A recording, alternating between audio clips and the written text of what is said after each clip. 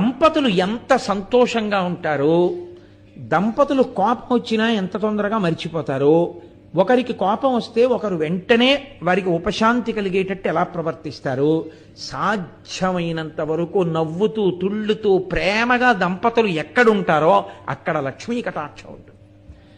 ఇళ్లల్లో కలిసి రాకపోవడం అన్నది ఎక్కడుంటుందో తెలుసా అండి? ఎన్ని పూజలు చేశారన్న దాన్ని బట్టి కాదు.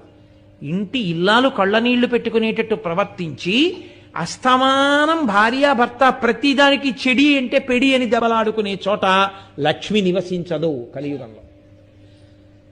పరమ ప్రేమతో దంపతులు ఎక్కడుంటారో అక్కడ లక్ష్మీదేవి యొక్క అనుగ్రహము చక్కగా పరిఢవిల్లుతుంది.